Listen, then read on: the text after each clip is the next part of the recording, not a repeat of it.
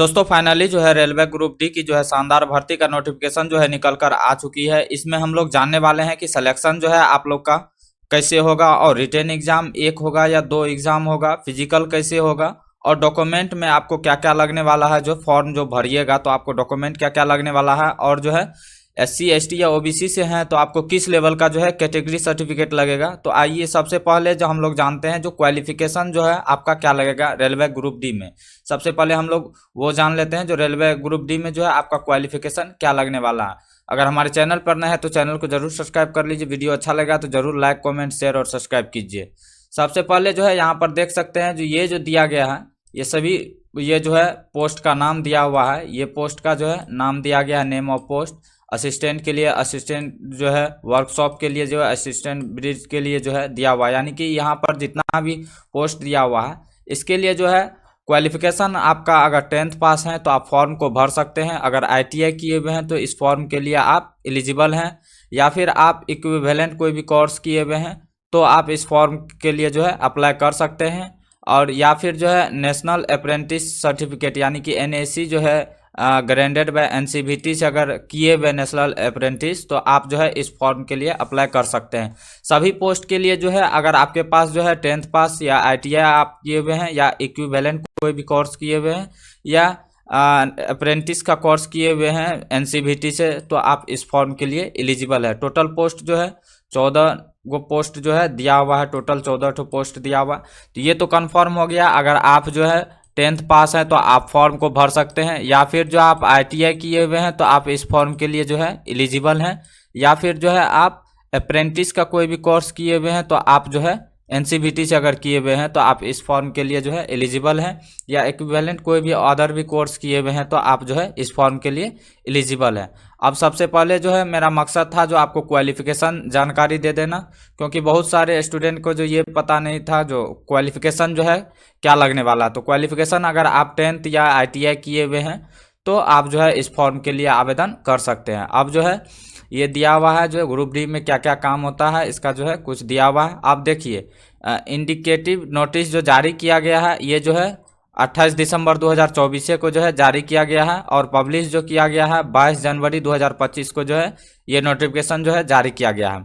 Registration जो है आप लोग का जो है होने वाला है, यानी कि फॉर्म फिलअप का रजिस्ट्रेशन जो होने वाला है 23 जनवरी 2025 से होने वाला है, और लास्ट डेट जो दिया गया है 22 फरवरी 2025, यानी कि माने तो एक मंथ का जो है आपको फॉर्म भरने का जो है समय मिला है। अब यहाँ पर जो है मॉडिफिकेशन के लिए भी जो है समय दिया गया है। अगर आप जो है गलत करते हैं फॉर्म भरते टाइम तो आपको जो है 25 फरवरी 2025 से जो है 6 मार्च 2025 तक जो है आप इस फॉर्म का मॉडिफिकेशन भी कर सकते हैं।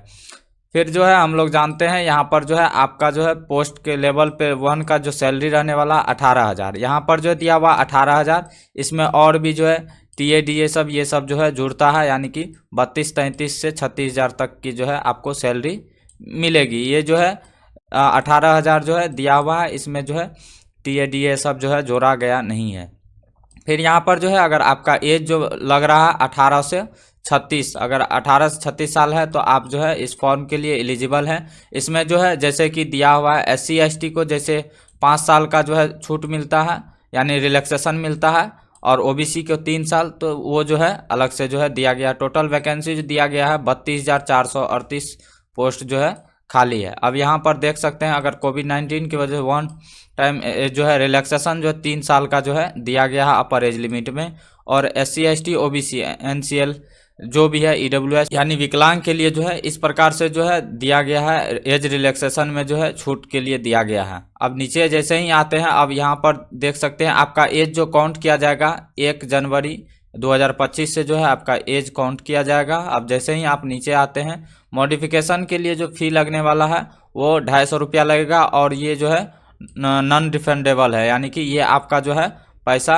रिफंड नहीं होगा। और आप 22 फरवरी 2025 से 6 मार्च 2025 तक जो है इस फॉर्म को मॉडिफिकेशन कर सकते हैं। अगर फॉर्म भरने में अगर कोई भी दिक्कत होता है तो आप हेल्पलाइन नंबर पर जो है या 10 बजे से या 5 बजे तक जो है वर्किंग डेज में इस email ID पे आप भेज सकते हैं, या फिर जो है इस नंबर पर आप बात करके सारी जानकारी को समझ सकते हैं अगर फॉर्म भरने में दिक्कत आता है तो।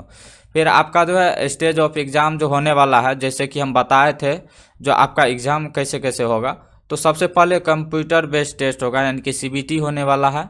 उसके बाद जो है सीबीटी होने के बाद जो अगर क्वालिफाई करते हैं तो फिजिकल एफिशिएंसी टेस्ट यानी कि पीईटी होगा।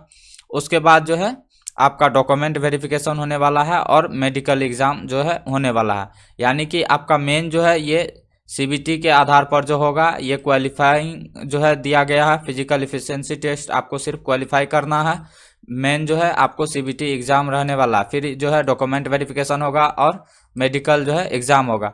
अब ये ध्यान रखिएगा जो आपको जो सबसे पहले जो है कास्ट सर्टिफिकेट जो है यानी कि कैटेगरी सर्टिफिकेट जो है आपको सेंट्रल लेवल का जो है बना लेना है। जैसे अगर आप एससी एसटी या ओबीसी से हैं तो आपको जो है सेंट्रल लेवल का जो है कैटेगरी सर्टिफिकेट आपको बना के रख लेना है। फिर उसके बाद जो है कॉल लेटर का दिया गया है। फिर जैसे ही आप नीचे आते हैं निगेटिव मार्क के लिए दिया हुआ है, अगर गलत मारते हैं तो 1/3 जो है मार्क जो है आपका जो है ईच रॉन्ग आंसर में से काटा जाता है।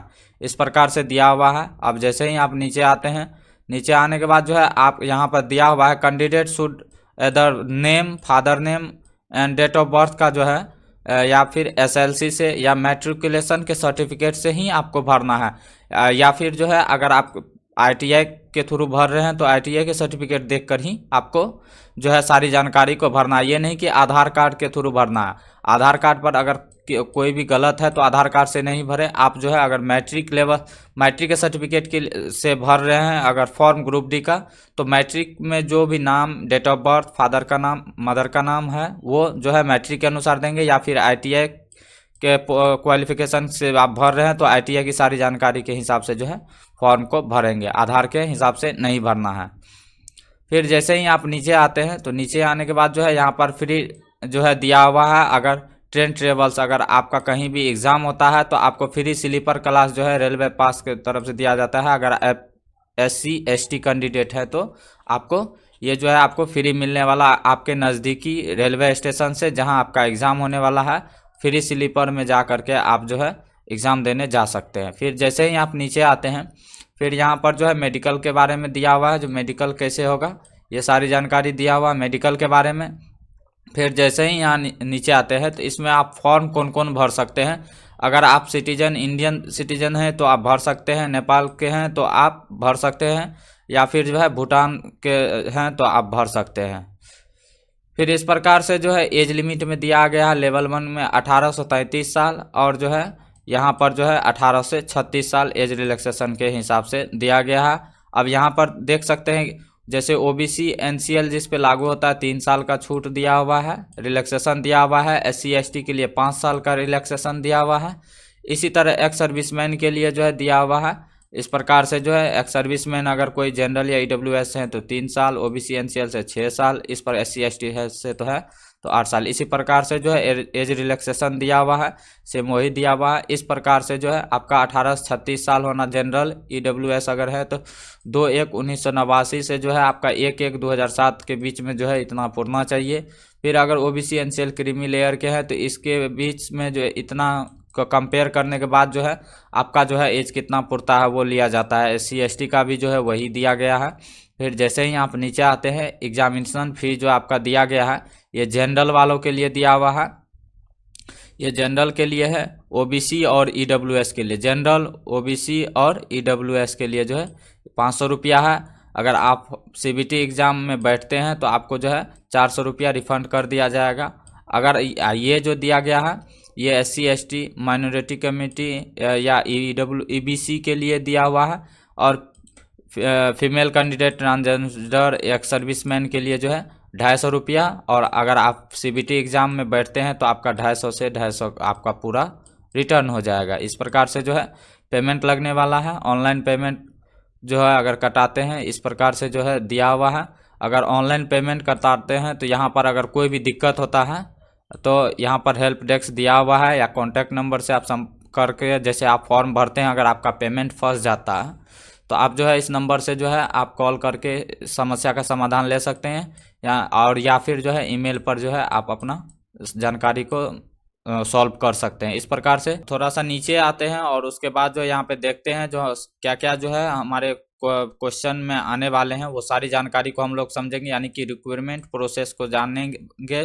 सबसे पहले जो है कंप्यूटर बेस्ड टेस्ट होता है, यानी कि सीबीटी एग्जाम होता है, फिर फिजिकल एफिशिएंसी टेस्ट होता है, डॉक्यूमेंट वेरिफिकेशन होता है, उसके बाद मेडिकल एग्जामिनेशन होता है। यहाँ पर देख सकते हैं ये जो है सीबीटी में जो है आपको एग्जाम का मिनट रहेगा 90 मिनट, जनरल साइंस से आपको 25 क्वेश्चन रहने वाले हैं, और मैथ से जो है 25, जनरल इंटेलिजेंस एंड रीजनिंग से यानी कि 30 क्वेश्चन रहने वाले, जनरल अवेयरनेस या करंट अफेयर से 20 क्वेश्चन, टोटल जो है 100, टोटल नंबर ऑफ क्वेश्चन जो है 100 रहने वाले हैं। 90 मिनट का जो है आपका मार्क है। इसमें निगेटिव मार्क 1/3 दिया हुआ है, ये ध्यान रखिएगा। फिर जो है क्वालिफिकेशन टाइप ऑफ सिलेबस यहाँ पर देख सकते हैं। मैथ, जैसे मैथ दिया हुआ है, मैथ में अगर नंबर सिस्टम को आप थोड़ा सा रिवाइज कीजिएगा, बोर्ड मास है, डेसिमल है, फिर LCM, HCF, ratio and proposition है, परसेंटेज है, मेंसुरेशन है, टाइम एंड वर्क है। इस प्रकार से जो भी है सबको रिवीजन कीजिएगा, ये मैथ से पूछा जाएगा। और रीजनिंग से जो है फिर यहाँ पर अल्फ़ाबेट एंड नंबर सीरीज, ये सब कोडिंग डिकोडिंग ये जो है दिया गया है, इसको जो है। फिर जनरल साइंस से जो है यहाँ पर दिया हुआ है फिजिक्स, केमिस्ट्री और लाइफ साइंस जो है 10th स्टैंडर्ड, यानी कि एनसीईआरटी से, और जो है सीबीएसई, ये जो है 10th स्टैंडर्ड लेवल तक का जो है आपसे जनरल साइंस से पूछा जाएगा। जनरल अवेयरनेस जो है ये तो अनथा है, इसमें जो है कुछ भी पूछ सकता है, जैसे साइंस, टेक्नोलॉजी, स्पोर्ट, कल्चर जो भी होता है वो इसमें से कुछ भी पूछ सकता है। फिर यहाँ से जो है मेल कैंडिडेट के लिए जो है फिजिकल इफिशियंसी टेस्ट यानी कि पीटी जो होने वाला है मेल कैंडिडेट के लिए, 35 kg वेट जो है आपको लेकर के जो है 100 मीटर 2 मिनट में जो है आपको without putting the weight down कर किए हुए आपको जाना है। फिर यहाँ से जो है ये दिया हुआ है रनिंग डिस्टेंस जो है 1000 मीटर जो है आपको 4 मिनट 15 सेकेंड में जो है आपको करना है। फीमेल के लिए जो है 20 kg वेट जो है दिया गया 100 मीटर 2 मिनट में ही करना है। फिर जो है 1000 मीटर जो है 5 मिनट 40 सेकेंड में जो है आपको क्वालिफाई करना है, ये फीमेल के लिए दिया गया है। इस प्रकार से जो है बहुत ही आसानी से जो है आप फॉर्म को जो है भर भी सकते हैं। यहाँ पर दिया गया है recently clear colour passport size photo रहना चाहिए। आप पासपोर्ट फ़ोटो जो है वाइट लाइट या कलर बैकग्राउंड में जो है ड्रेस जो है आपका मिनिमम रहना चाहिए, 100 DPI में रिजोल्यूशन रहना चाहिए, और जो है आपका फ़ोटो का जो है साइज 50 से 100 KB में रहना चाहिए, लेटेस्ट फ़ोटो रहना चाहिए। उसी तरह जो है आपका सिग्नेचर भी होना चाहिए। वीडियो अगर अच्छा लगा हो तो ज़रूर लाइक, कमेंट, शेयर और सब्सक्राइब कीजिए। इस प्रकार का जो है इन्फॉर्मेटिव वीडियो हम लगातार इस चैनल पे लाते रहते हैं, तो चैनल को ज़रूर सब्सक्राइब कर लीजिए।